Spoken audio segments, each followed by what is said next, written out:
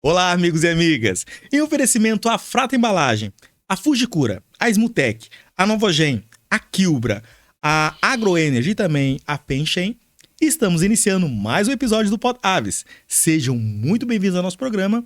Eu sou Adriano Felizardo e nesse podcast vamos trazer diversos assuntos sobre avicultura. Assuntos como saúde animal, tecnologia, curiosidades, informação e muito mais. E hoje tem um convidado muito especial aqui da região sul, um dos maiores restaurantes muito renomados e Rio de Janeiro, São Paulo, Paraná, Santa Catarina, esqueci algum estado? São cinco. São cinco. A Galeteria, restaurante, vou falar restaurante de Paolo. Pessoal, hoje, esse empresário, tá? Ele é um grande consumidor do nosso produto e nós chamamos aqui para fazer um bate-papo e saber como que nós possamos, né, melhorar e produzir o nosso material para que ele continue fazendo esse sucesso no Brasil, que é o restaurante de Paolo. Paulo Jeremia. Senhor, posso falar senhor, porque é questão de eu sempre falo que é mais velho, essa questão eu tenho ainda, eu sou do tempo antigo. Senhor Paulo, muito obrigado por ter primeiramente, prestigiado o Pod Aves, ter tirado um pouco do seu tempo. Eu sempre fico muito lisonjeado, porque a pessoa que tira um pouco, reserva um pouco do tempo para vir compartilhar conosco o seu conhecimento, eu acho isso uma grandeza imensa. Então, literalmente e de fundo do coração, muito obrigado. É uma alegria poder compartilhar, é muito tranquilo.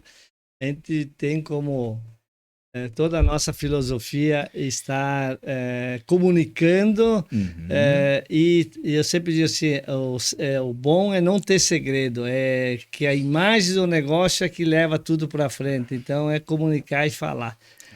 E eu diria assim, como fundador então da Redes de Paolo, né?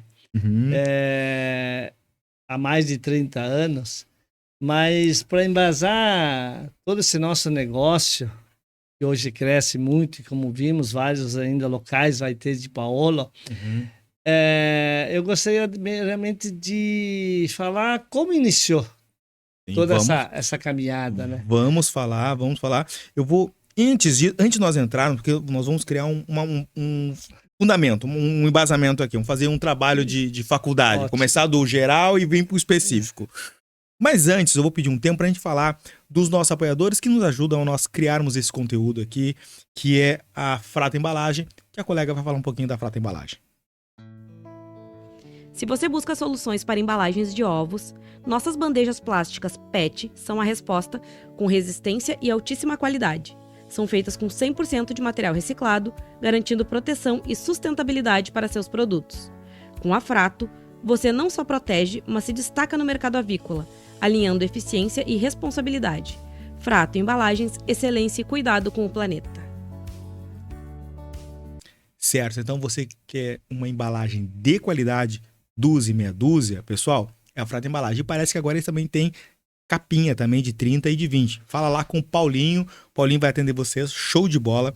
Aí também, as empresas que nós indicamos aqui, que é a genética de qualidade, genética de codornas de qualidade, é a Fujikura. É nesse lado de cá, né, produtora? Lado de cá, perdão. Lado de cá, então, tem o telefone aqui da Fujikura, falar genética de qualidade de codornas, fala com o William, o Pagliarim, Fujikura. Agora, equipamentos para gaiolas horizontal, vertical, ninho, pessoal, é a Quilbra. Fala lá com o pessoal da Quilbra, pessoal sensacional. Também, classificação de ovos, a Ismutec, ó, telefone aqui, o Marcelo Ismutec, atendimento maravilhoso, classificação ovos é com a Ismutec.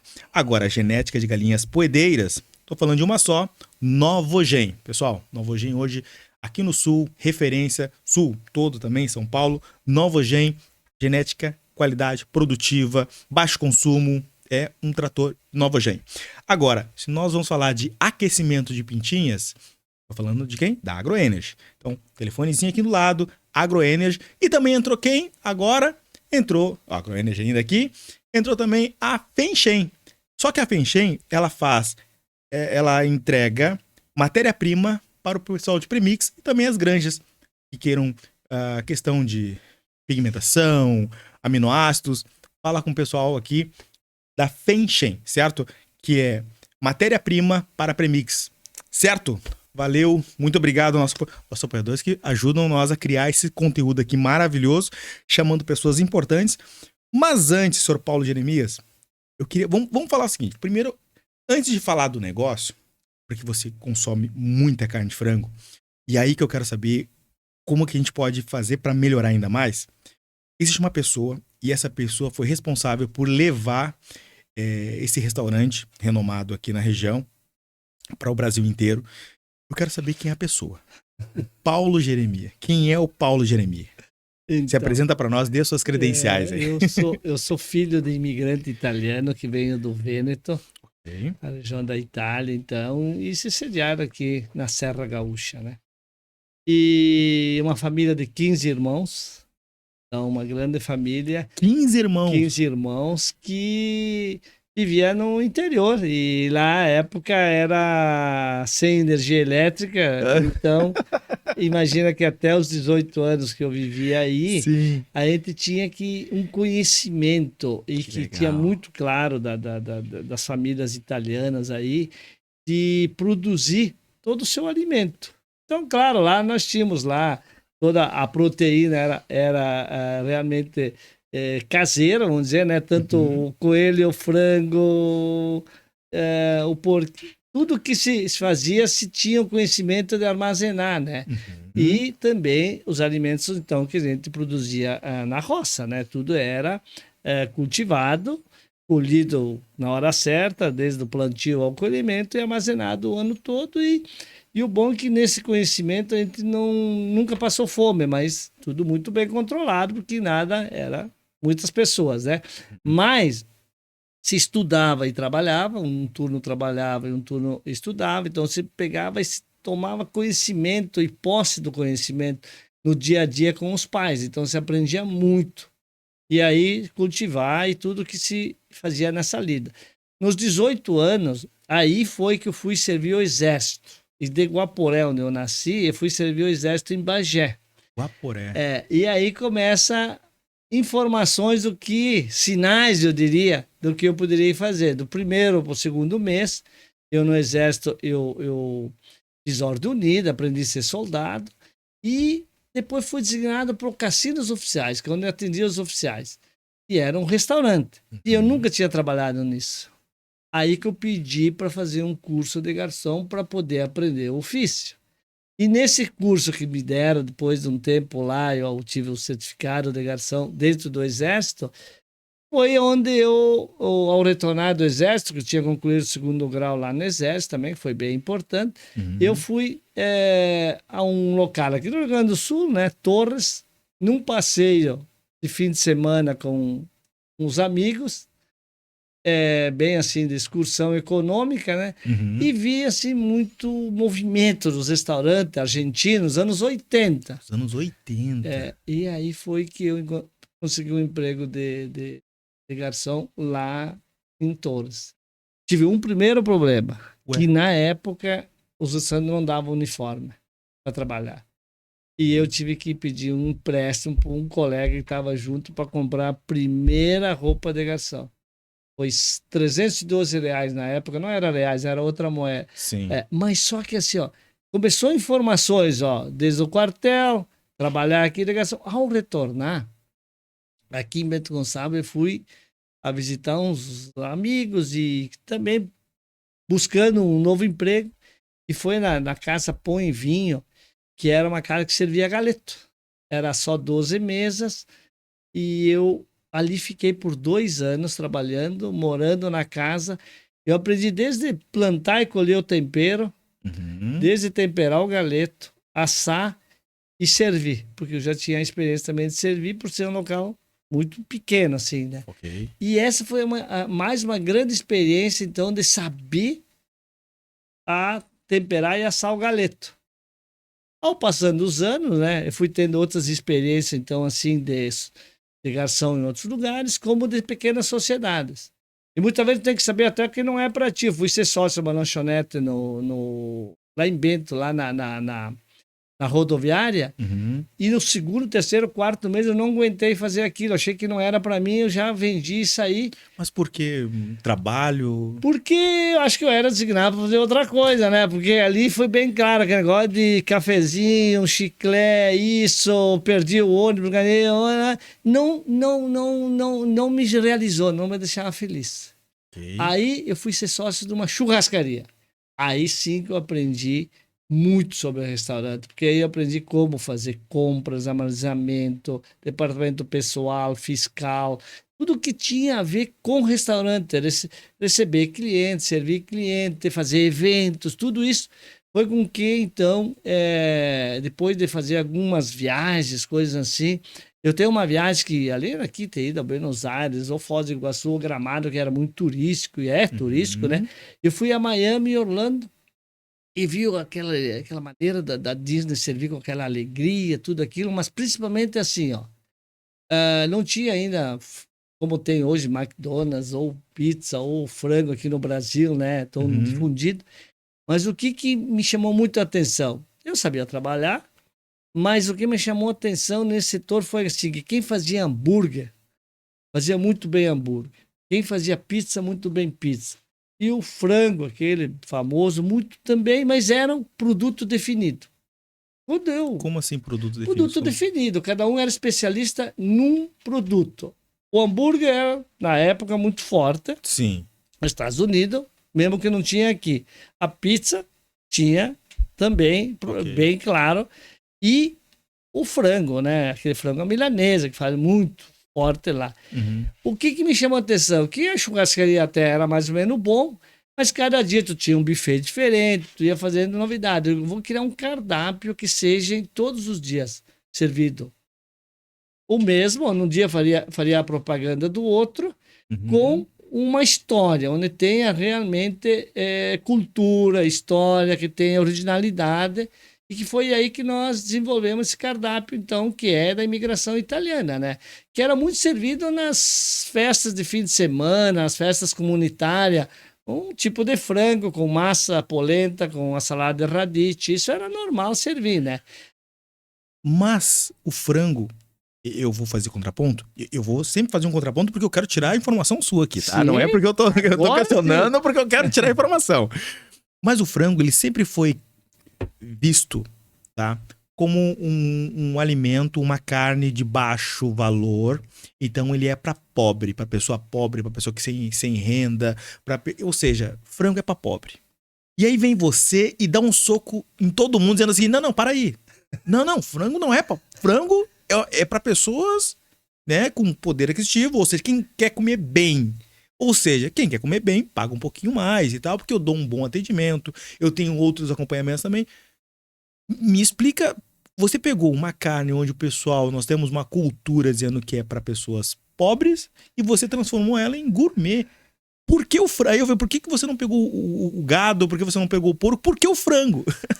Assim, ó, tem muito a ver assim. Primeiro foi porque diz a história que o Galeto, o primo Canto, ele meio foi para substituir as caçadas de passarinho, né? Que os italianos faziam lá na época, né? E que gostavam de roer o ossinho, e era para uma classe média alta já, né? Que se fazia isso, né? Depois, eu acredito que tem toda essa coisa familiar, cultural, que foi o que combinou com o meu projeto de natureza, né? Fazer um projeto que eu sabia. E mais assim, foi o que eu tinha aprendido a fazer, que era, além de atender como garçom, eu tinha trabalhado dentro de cozinha, tinha aprendido a fazer, e eu poderia, eu acredito muito do saber fazer para saber ensinar, para saber, sabe, servir as pessoas, né?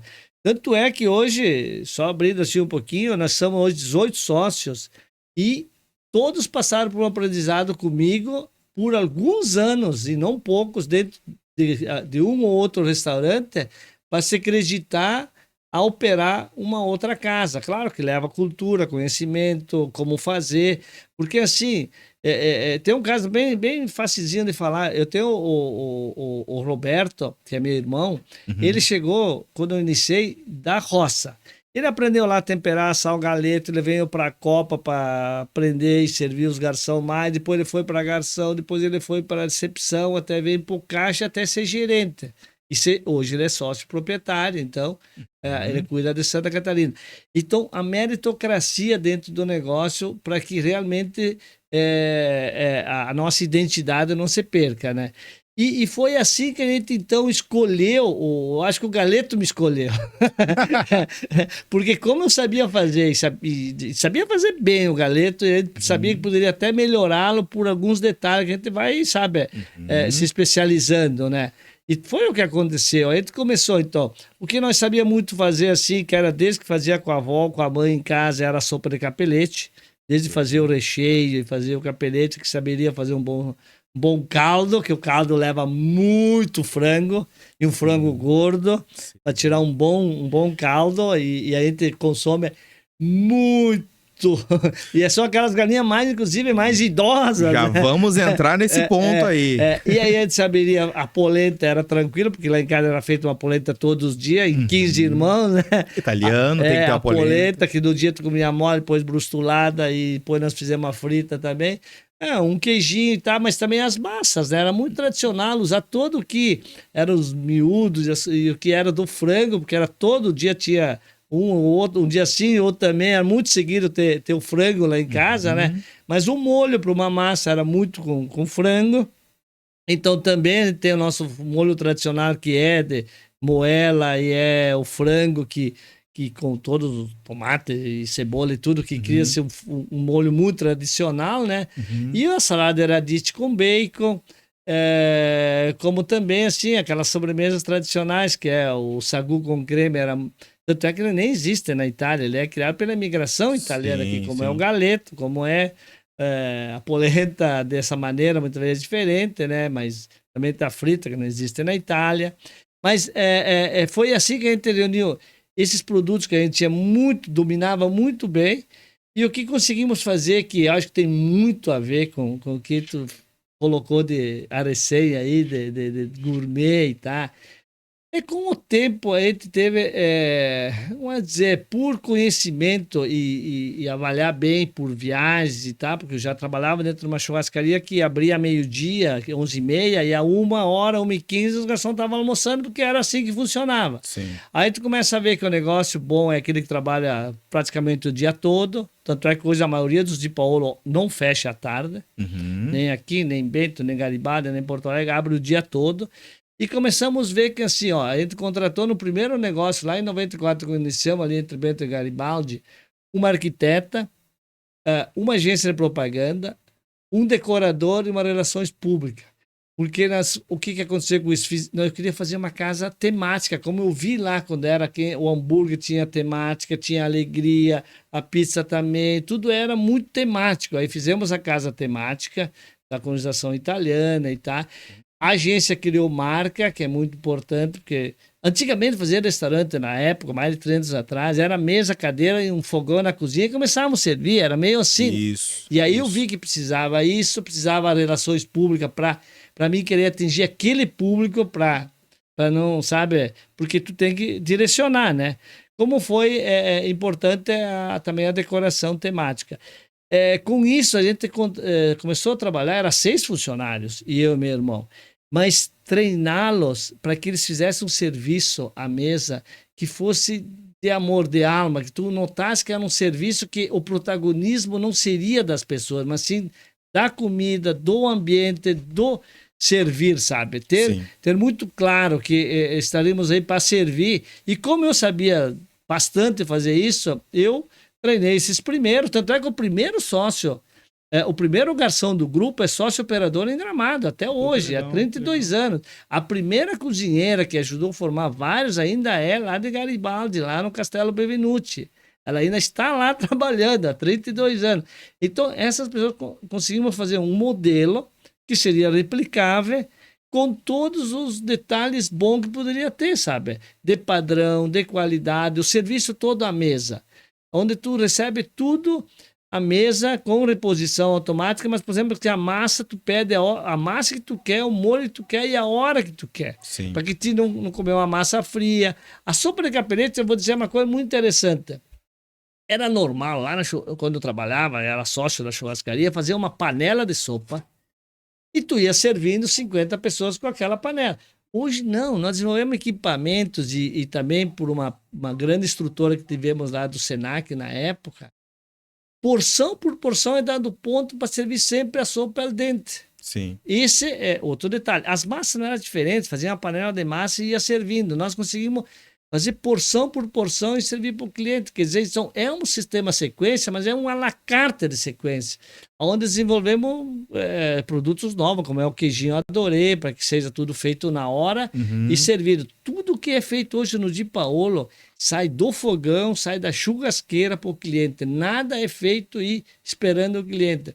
Sim. São detalhes assim, de atendimento, de ambiente, de padrão de produto de qualidade. Nós na lista de compra não se negocia qualidade, se negocia preço, mas assim, da melhor qualidade possível sempre. Cadastramos todos os nossos produtos para que não a mesma marca, o mesmo produto para ter o mesmo resultado. Quer dizer, com nutricionista, com auditoria que cuida todo dia, com todo esse cuidado, para que realmente a gente agrega um valor, porque o cliente gosta disso, ele quer isso, né? Então temos que entregar tudo o que prometemos, né? Eu acho que a melhor coisa é quando tu cumpre o prometido, aí que tu tem o cliente fiel e que nos prestigia cada vez mais, né? E é aí que nós entramos agora especificamente na carne de frango no frango. E é ali que eu quero saber, porque você veio do campo, veio do interior, você sempre teve uma vivência com o campo. E hoje você produz, você prepara não sei quantos galetos por dia. Até também não preciso saber de números, mas uma grande quantidade mesmo. Qual a sua exigência para você adquirir o galeto? Para você comprar? O que você exige que aquela carne, que aquele animal tenha para estar em cima da mesa do seu restaurante? Então, eu vou dizer que eu fui várias vezes no nosso fornecedor. Várias. Pode falar o fornecedor, não tem problema. A Granja Pinheiro, aqui a Granja Pinheiro, conheço, a Granja começou em Nova Petrópolis, depois foi para lá. Ela tem, na verdade, toda a cadeia, né? O pessoal da Granja Pinheiro tem que vir aqui no Pode Aves. Não, vamos trazer. Eles fazem um trabalho muito bom. E eu vou dizer uma coisa, eu posso dizer que dos dois lados a gente tem essa reciprocidade, porque eu já falei algumas vezes para os produtores também. Da importância, sim, eu trago eles para os restaurantes e eu faço uma palestra para eles da importância, porque muitas vezes não entendem a importância do tamanho dele ter padrão, mas se é maior, não é melhor, não. É o tamanho melhor, para mim é esse, porque assim, ó, depois eu vou falar da criação do galeto, mas agora já que estamos nesse assunto, assim, ó, por que ele tem que ter em média 500 gramas o nosso galeto? O seu galeto tem 500 gramas. 500 gramas no centro. Ele pode ter 50 mais, 50 menos. Então, né? Desvio padrão de 50. E aí ele tem essa margem de 100. Daí tem o que quando tu abate que é menor e também o maior.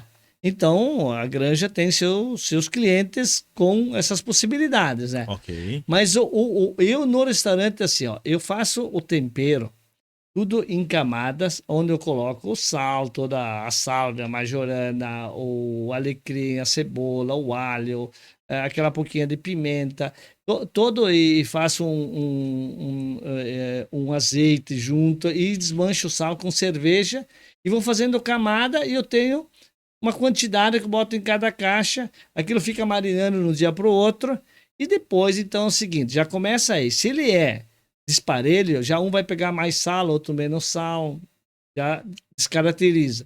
Aí eu vou espetá-lo. Eu boto num espeto 3 meios galetas que vai para o fogo. Se é tamanhos diferentes, eu já não vou assar os parelhos todos e no mesmo tempo.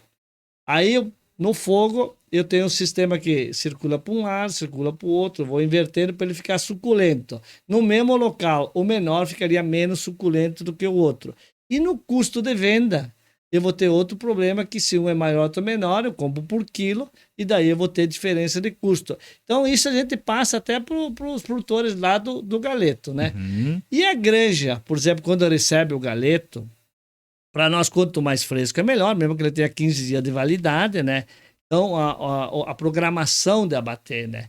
Mas mesmo assim, na granja, para ele ter a média de 500 gramas, a gente desenvolveu junto, e a granja faz isso muito bem, um alimento integral que dá mais consistência à carne do galeto, né? Então, Assim? todo o alimento do galeto, ele é integral, ele é com a casca, junto com tudo, para dar muito mais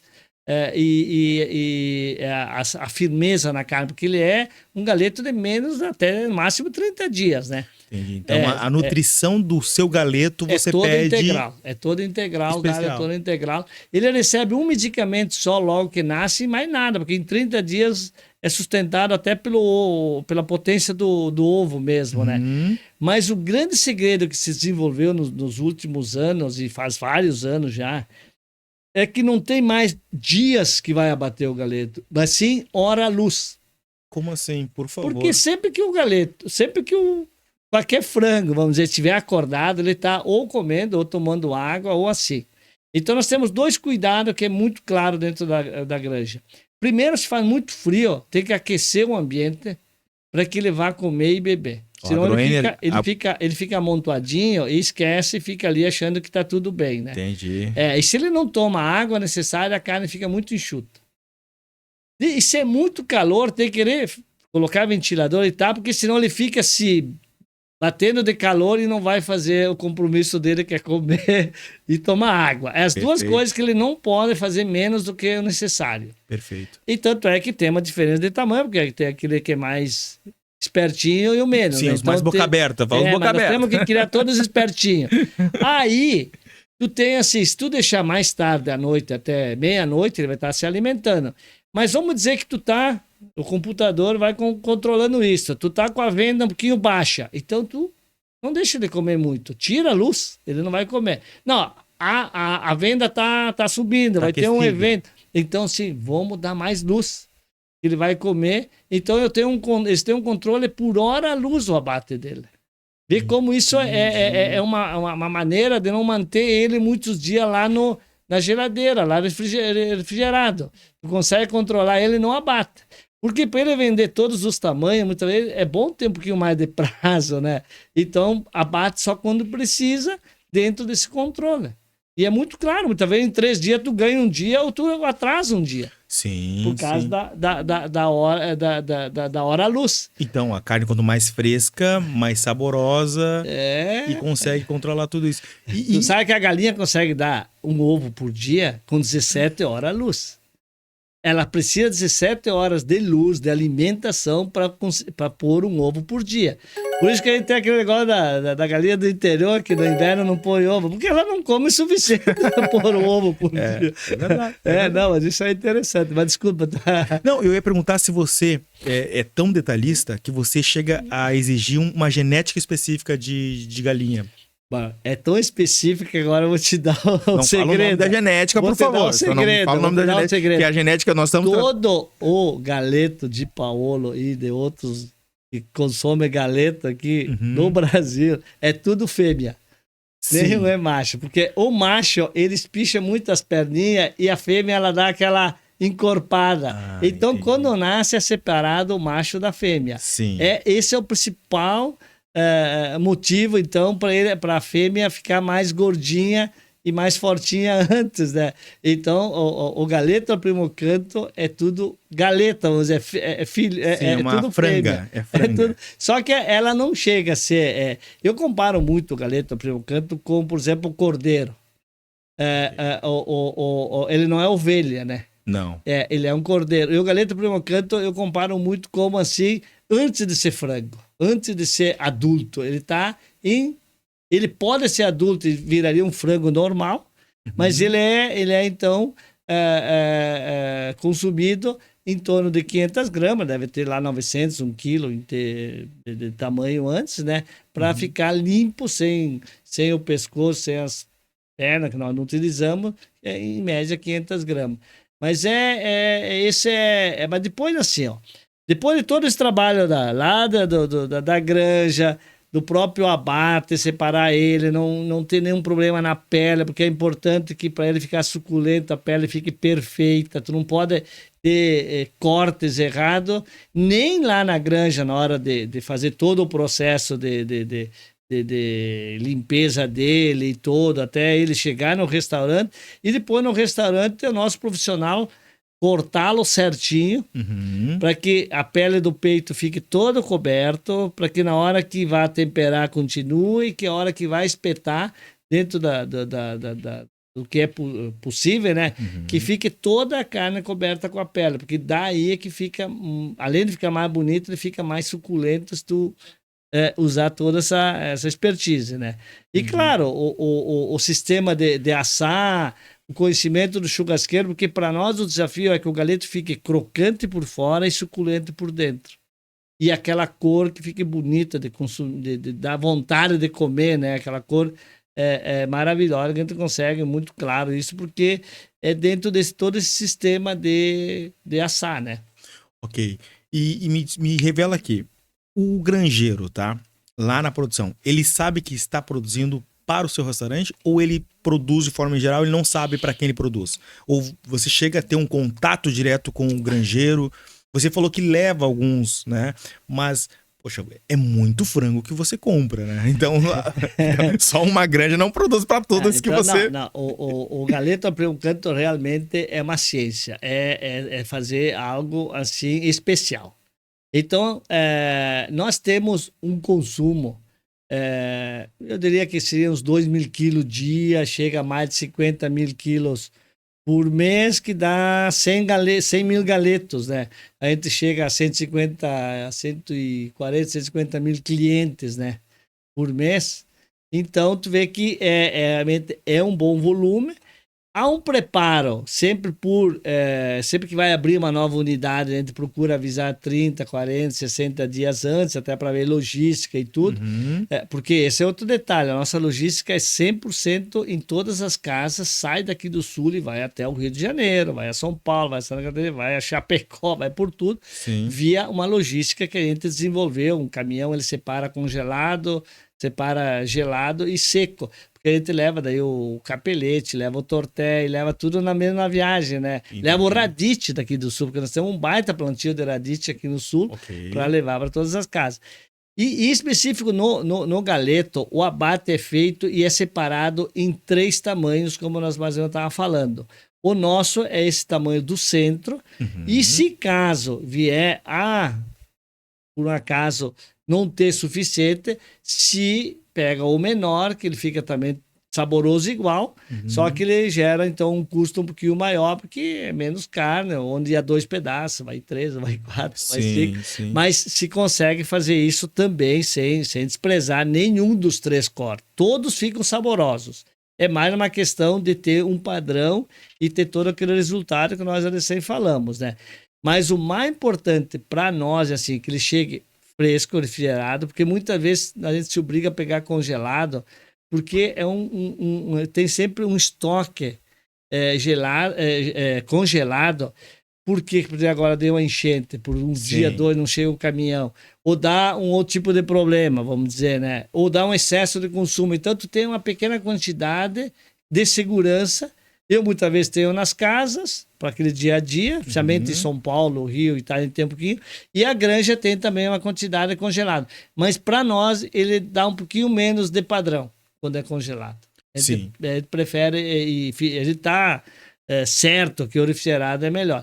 E quanto antes nós consumir ele na data do vencimento, também a gente prefere. Então, o que é importante para nós, assim, o abate que tenha toda essa perfeição, o armazenamento que seja perfeito, e aí a logística, a entrega, que a gente recebe por vários dias de semana. São Paulo e Rio e Santa Catarina é uma vez por semana só, mas tem que ser uma vez por semana, porque todos os espaços e a qualidade fica tudo bem.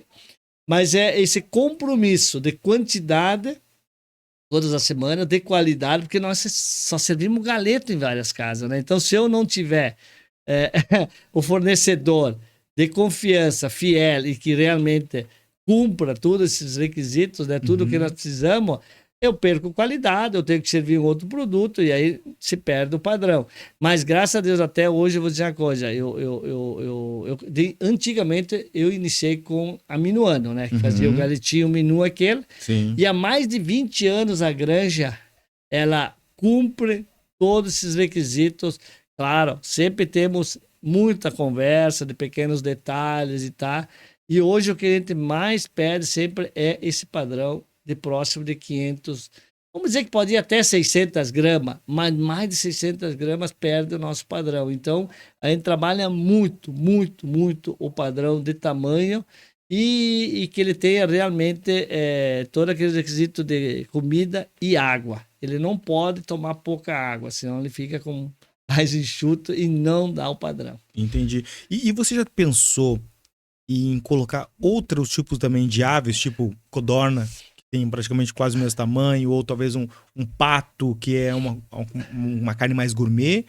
Já pensou ou não, ou descartou já essa... Não, pela nossa iniciação, pela origem da cultura que nós tivemos lá, então, desde a da imigração italiana, nas casas, e em tudo o que a gente desenvolveu e pesquisou, eu acredito que a gente pode ter outros tipos de carne, poderia ter, mas para não confundir mais ainda, dentro do galeto, a gente vai ter o galeto aprimocanto. Existem alguns outros tipos de talvez mais simples, ou para cobrar menos, ou ela é de bairro. Um galeto de bairro é muito mais simples, porque nós crescemos muito e mantemos um padrão de qualidade em função de estar em locais onde circula muita gente, onde o turista vê isso como uma delicatesse, o empresário, todo o trade que se movimenta dentro de uma cidade.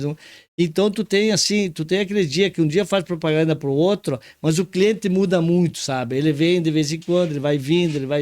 Ele não é aquele de bairro que vai 3 vezes por semana no mesmo restaurante, papá. Nós temos esse perfil de clientes que circulam muito e que estão em locais de muita circulação, né?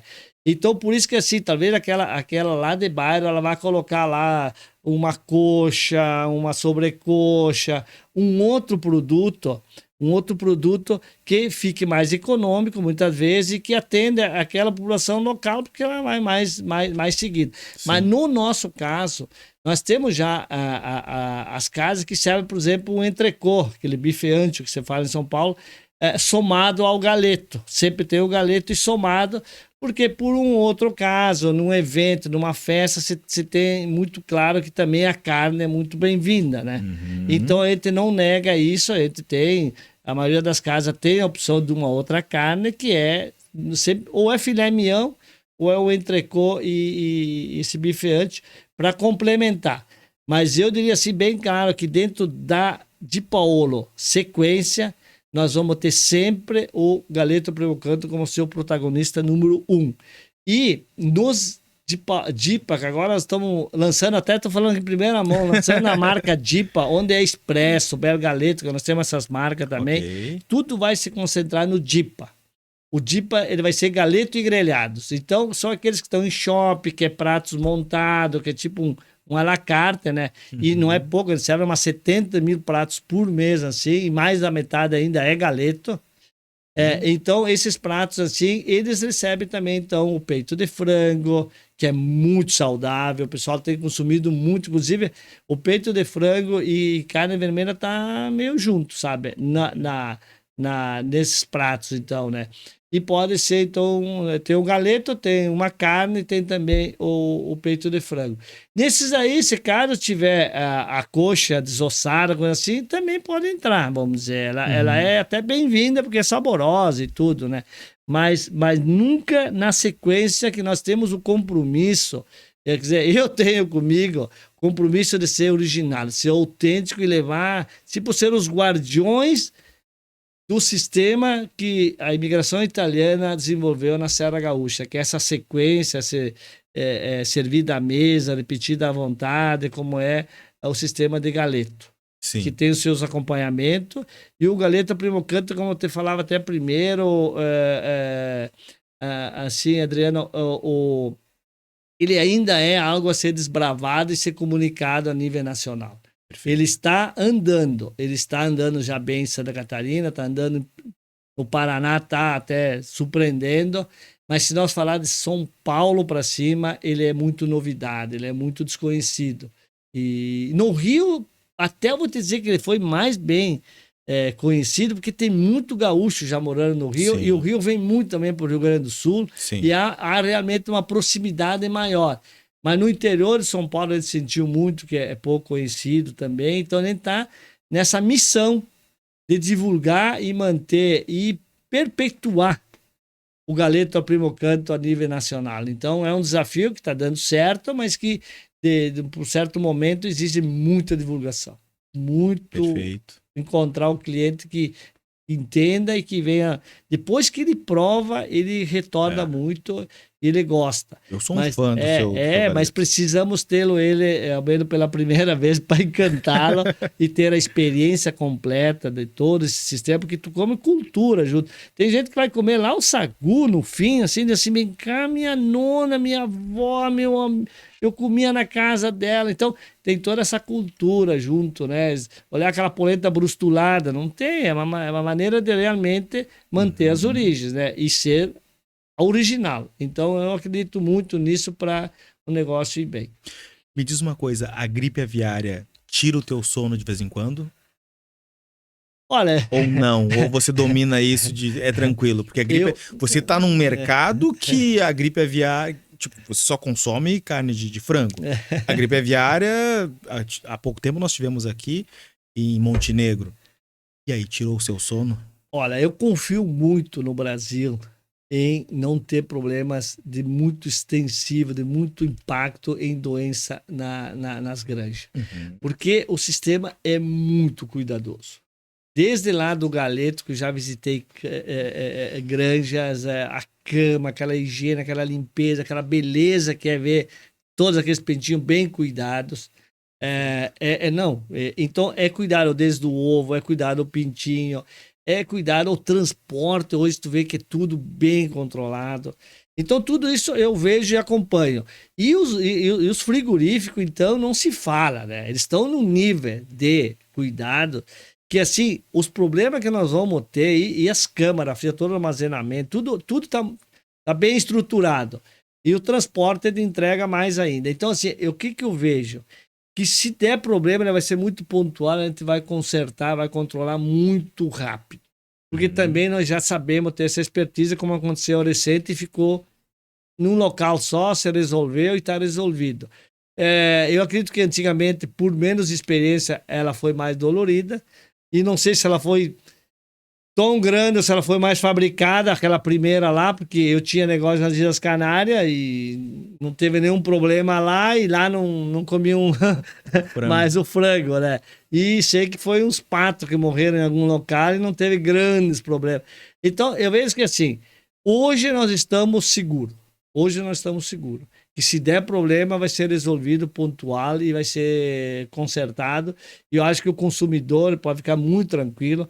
Porque até, olha, sei que teve outras vezes que teve outros problemas no frango. Vamos dizer, a salmonela uma vez que foi controlada, que não é mais problema. A própria gripe aviar, ela é uma gripe que mata o frango, mas não é problema para um consumidor. Mas o problema é quando o consumidor... Eu sou vendo do futebol e eu jogo ainda de vez em quando.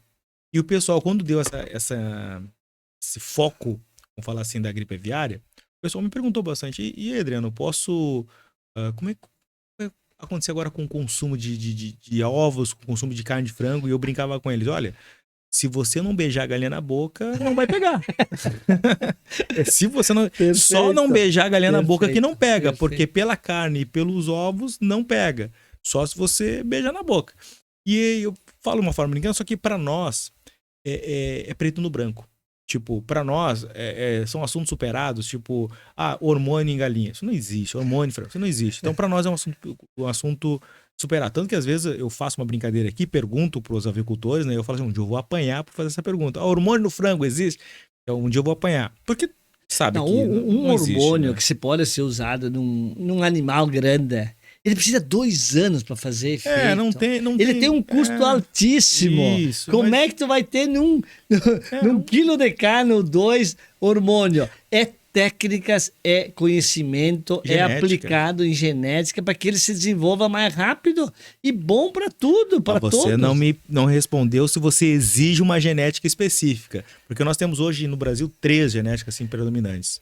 Você deve saber o nome, não vou dizer pra gente falar o Mas nome. a genética que a Granja usa é a genética exatamente dessa nós falamos do como é que é do frango que nós falamos de início da Primo Canto? não, mas eu digo é que são os americanos, né, que trouxeram essa genética, né? Sim, eu vou com mas receio, porque eu não posso falar o nome de genética então aqui. Tá. Então, Mas então, são 3 genéticas aí que dominam o mas Brasil. Nós estamos namorando com uma delas e eu acho que é essa genética que lá a Aves da Serra está utilizando. sim. Se for essa Aves da Serra, vem aqui, pessoal da genética, Não, lá, Fábio, tem que tem o Roberto lá, tem o Isso. Davi, vamos chamar eles aqui. Porque o que acontece? Não, falando em genética, porque assim, por exemplo, vamos falar questão postura. Você aí é a questão de carne, falar postura. Poxa, postura nós temos diversos tipos de genética, né? A genética que nós aprovamos e a genética que nós indicamos aqui no Pod Aves é a Novogen, porque é uma genética que nós já conhecemos, porque, tipo assim, nós temos muita responsabilidade em indicar empresas aqui. Sim. Teve empresas que nós recusamos, porque, né, tem um conceito de mercado e a gente quer indicar empresas que têm um bom atendimento, que têm um bom produto, que têm um bom serviço. Então, nós temos muita responsabilidade na hora de indicar. Eu lhe falo a questão genética porque você tem um rigor de exigência, você tem um critério. Então, como você tem um critério e você tem um padrão de qualidade, você deve ter alguma genética. Eu vou descobrir qual é essa genética. Até o final, pessoal, fique ligado que eu vou descobrir qual é a genética que ele está utilizando lá. Ele não quer falar. É a melhor.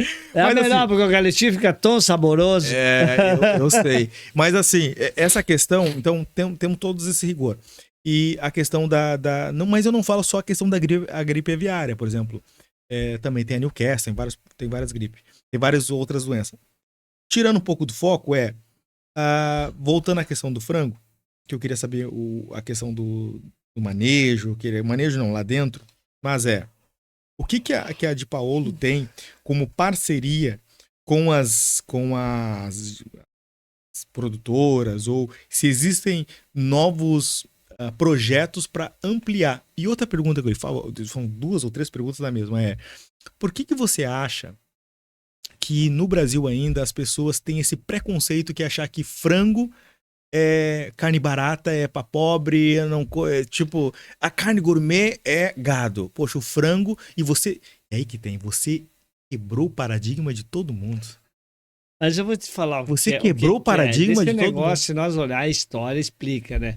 Antigamente o frango era caseiro, tinha que cozinhar, porque tu tinha muito anticorpos para gerar. Se nós olhar até pouco tempo, a ovelha não era consumida do jeito que é. Ela era, nós lá tinha ovelha, lá na nossa roça e tal, mas era bem passada.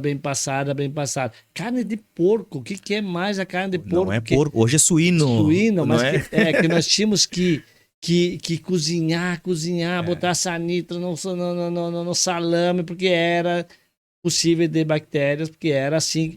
Hoje, o suíno, a ovelha, mas falando aqui do frango, do galeto, ele é, vamos dizer, o galeto do apartamento, né? Ele é o que se limpa e está perfeitamente para consumir. Não precisa mais ser totalmente bem passado, não precisa que ele perdia até o gosto. E não tinha, talvez, maneiras de temperos que elevasse o padrão da qualidade. Hoje nós vemos o mercado temperando a coxinha da asa, que fica maravilhosa, temperando e já fornecendo de um dia para o outro, ficando marinando. Então, eu acho que o mercado ele tem que ser criado muitas vezes, né? Nós, por exemplo, era normal, todos os domingos era um frango recheado no forno, coisa mais deliciosa que era aquilo, né? Assar por 3 horas lá um frango recheado, fogão a lenha ainda, né? Verdade. Então, assim, Eu acredito que ele tem um conceito talvez de muito passado, que ele era consumido mais em casa, que ele era consumido não tão comercial como hoje é consumido, né? Hoje várias partes do frango ficam muito saborosas e não precisa ser torrado, né? E a cultura, eu acho que está tendo hoje, como o suíno não era saudável por uma época, hoje é super saudável e todo mundo fala nisso, né? Uhum. Como o motambrita é puro, mas é saudável. O frango, no nosso caso, falando do galeto, eu acredito que é um dos produtos mais saudáveis, com fácil digestão, com boa caloria, e que eu vou ser sincero, é bem claro, eu posso comer 5 vezes por semana que eu não enjoo. Pela textura, pela maciez, pelo sabor. Então, tu pode comer várias vezes na semana. Claro que daqui a um pouco o cara come na fim de semana, então é o churrasco, tá tudo certo. Sim. Mas que nós não podemos negar que aqui no mundo, o que se produz hoje de frango, de galeto, e é tudo consumido, é muita quantidade. Acho que é um dos produtos que mais cresceu no mundo. Eu acompanho há mais de 20 anos, há mais de 30 anos, bem isso. E eu só vejo crescer e crescer. E se cresce é porque tem consumo, né? E falando em crescer, queria saber, nós estamos no Rio Grande do Sul, Santa Catarina, Paraná, ou de Paulo, né? Rio Grande do Sul, Santa Catarina, Paraná, São Paulo, Rio de Janeiro.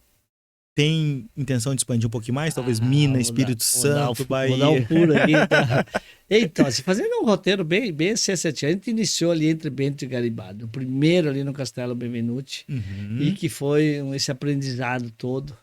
E que do primeiro para o segundo ano a gente teve a estrela do Guia 4 Rodas na época. Então, olha só, o galeto foi premiado com uma destacada qualidade da Cozinhas de Paulo lá em 95, 96. Que legal. Então, vê quantos anos faz isso, com todo esse...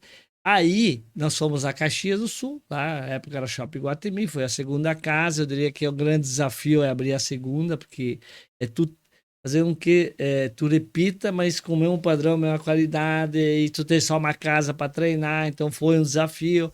Aí, sabe aquela casa que eu falei que fui aprender a temperar essa galeta? Essa foi a terceira casa que eu acabei adquirindo em Bento Gonçalves. Legal. E aí que tá até hoje lá, uma das melhores casas. Teria um monte de coisa de falar de gestão, mas acho que nós estamos falando mais das casas que servem o galeto, né? Então, assim, lá foi hoje uma das melhores casas que tem a rede, né? E Gramado, que foi muito importante para divulgar para o Brasil todo. Gramado foi a 4ª casa.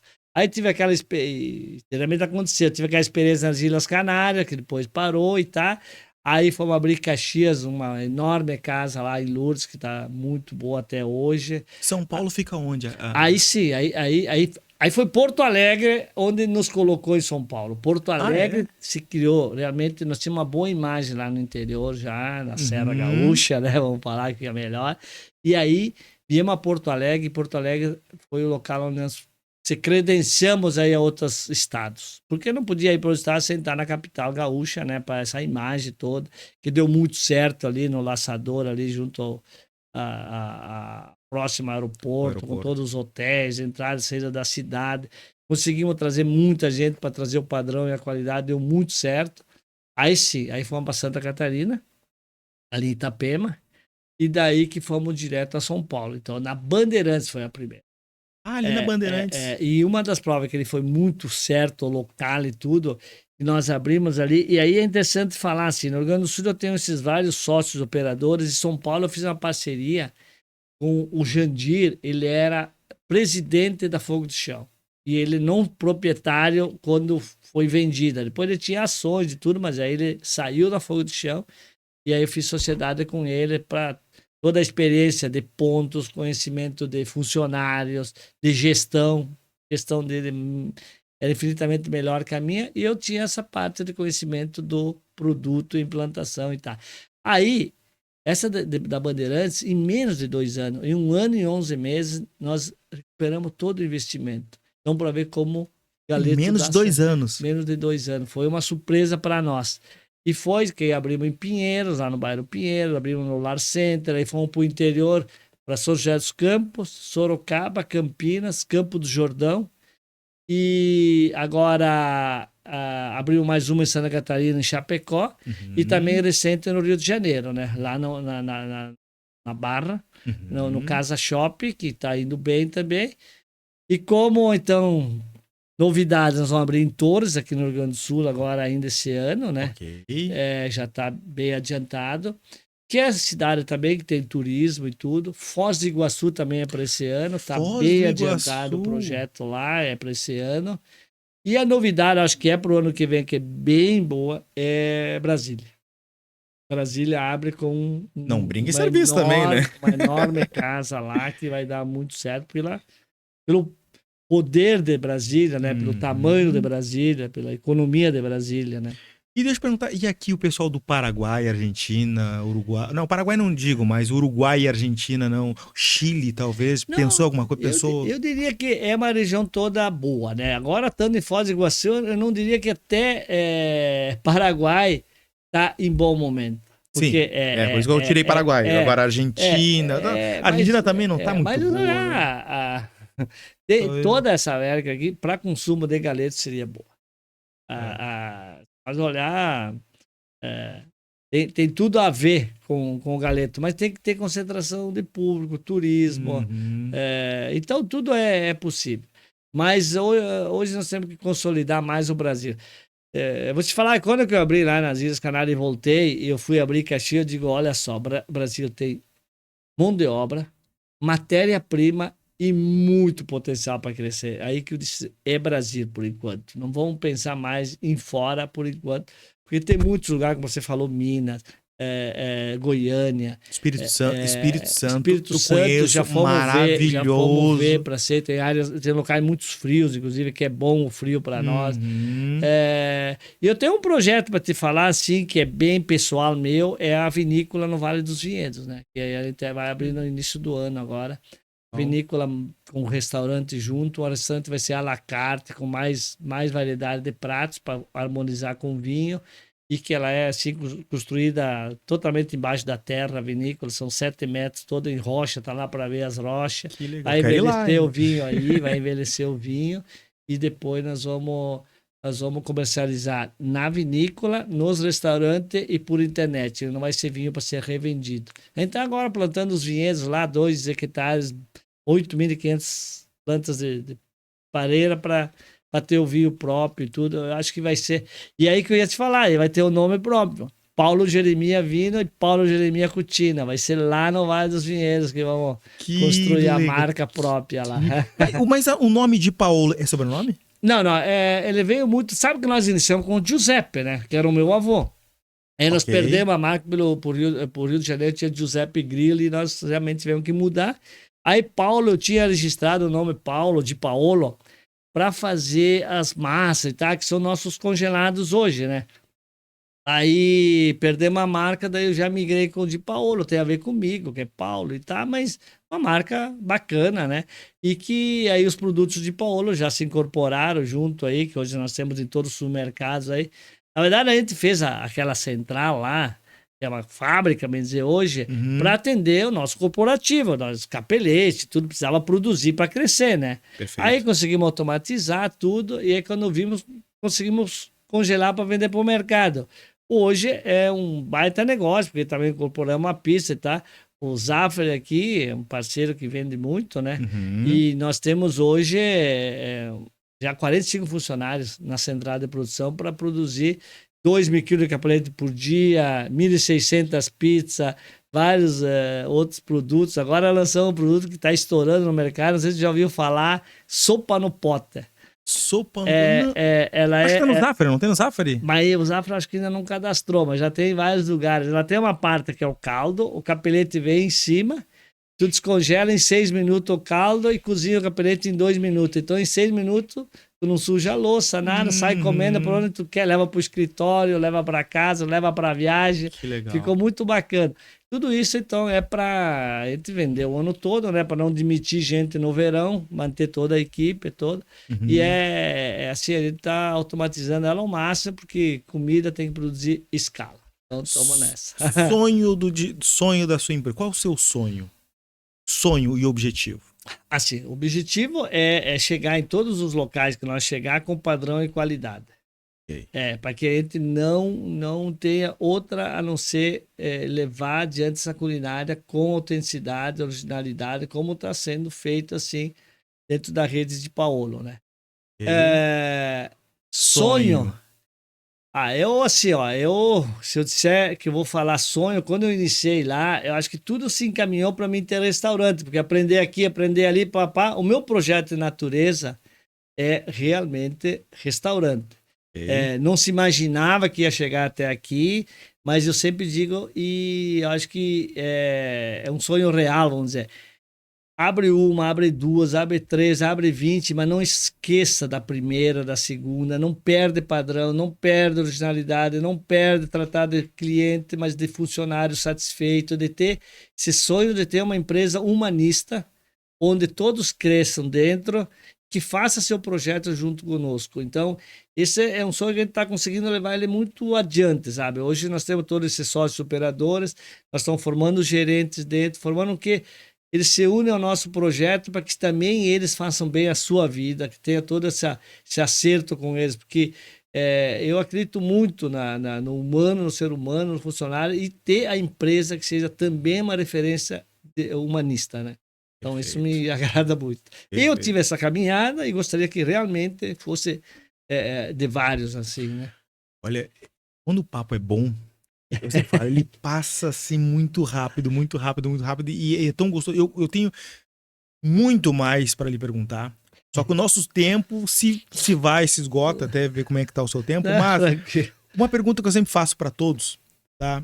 E por incrível que pareça, a gente sempre tem resposta diferente, né?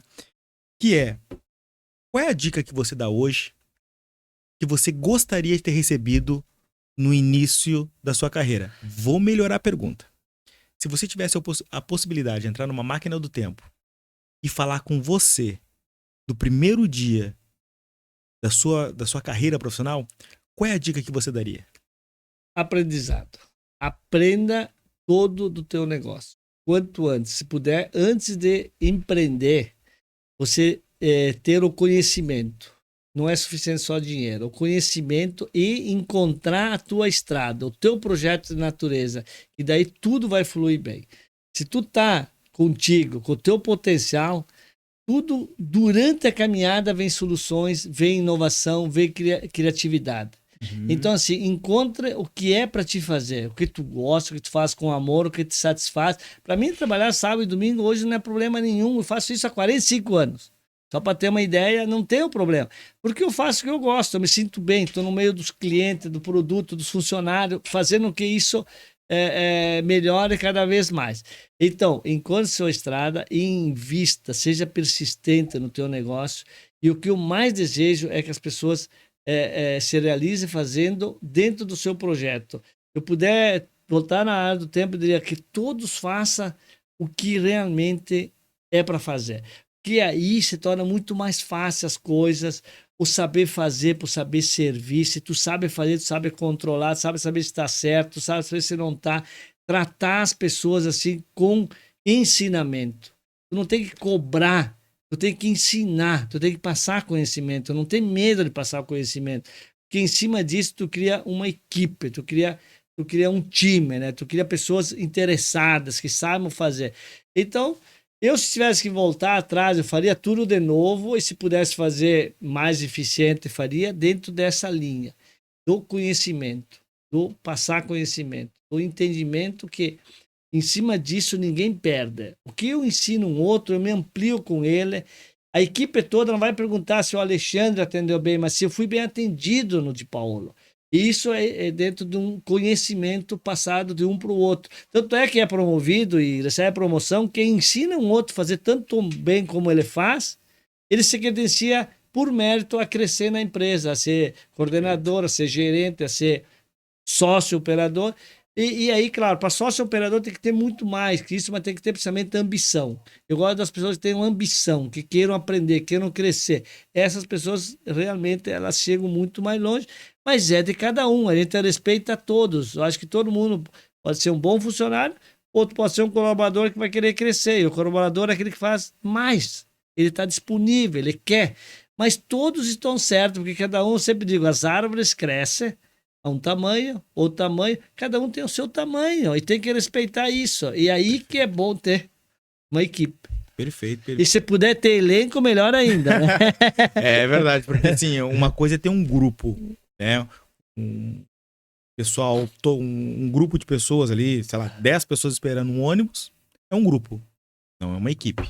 Um time de futebol é uma equipe. Porque, né, apesar deles terem o mesmo objetivo, que é pegar o ônibus, mas ainda não há uma sinergia entre eles a fim de conseguir um objetivo, futebol, que é colocar a bola dentro lá da rede adversária, do arco do adversário, né, de uma estratégia, forma melhor. E eu fico muito... eu adorei a sua história. Adorei, eu quero saber ainda mais, gostaria que você voltasse outras vezes aqui, porque daí, pra gente poder falar daí de estratégia. Estratégia de negócio, visão de negócio, porque você tem muito a ensinar. Porque a de Paolo não é à toa que ela se não for a maior, é uma das maiores galeterias, eu digo, né?